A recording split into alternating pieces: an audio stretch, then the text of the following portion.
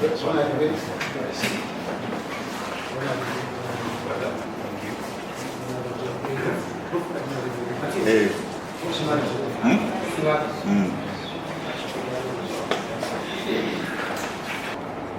you, Your Excellency, for accepting to see us. My name is Ras Mubarak.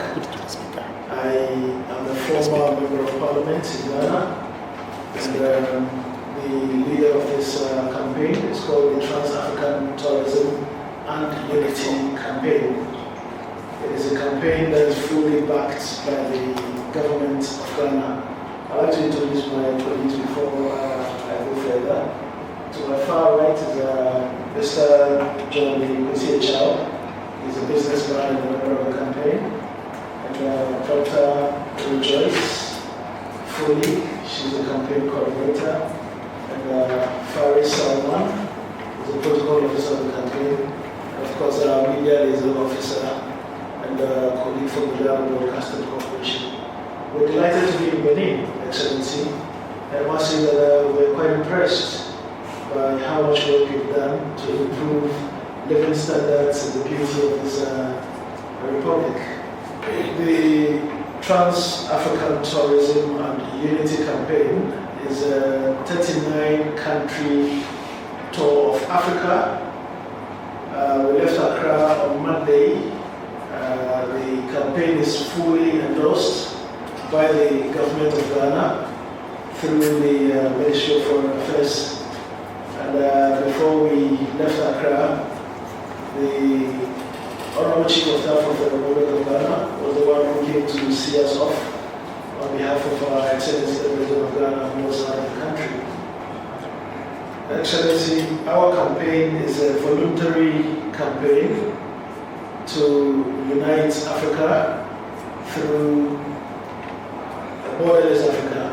So we're moving from one country to the other, meeting heads of government, meeting senior officials like yourself, and making a passionate appeal for the African continent to be united. And so we will be on the road for 163 days. In other words, 40,000 kilometers of driving from one country to the other. Excellency, the objective of the campaign is very simple. Africa is a great continent. We have a population of 1.4 billion. We have a combined GDP of $3.3 trillion. If we're united through a borderless system, through a visa-free system, and we're trading amongst ourselves, and we're showcasing our culture, we believe that not only will it prosper Africans, but the young African men and women who are looking for jobs and opportunities will be able to get these things. Because through trade, through tourism, for instance, tourism contributes about $1.9 billion to the GDP of Africa. And so we are using this campaign to appeal to our government in Africa to give access to our people to be able to travel from one country to the other freely without the requirements of visas. But for what happened in 1884, when the Europeans sat down and drew a line between our countries, we pretty much went people, Excellency. So, Excellency, to conclude, I want to commend Benin for the great efforts at visa openness. And Benin is one of the countries in Africa that has a visa openness policy. But we want to see all Africans come in without visas on arrival. You pick your passport and you drive into Benin or Ghana or Nigeria or Congo or elsewhere. And through this, Africa will be greater. And the opportunity to grow is also there.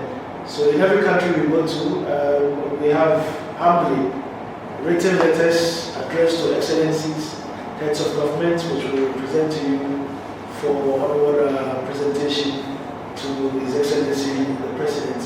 Once again, we're grateful for the audience, and I must tell you that we will showcase the beauty we have seen here and the good work you're doing, especially in keeping the streets very clean. And I know a great deal of effort might have gone into it, and also the beautification of your cities. this is something that African countries, we must learn from each other and help develop our respective countries. So thank you very much indeed. C'est bon? Yeah. Merci, yes, please. This August, a journey like no other begins. The Trans-African Tourism and Unity Campaign, 163 days.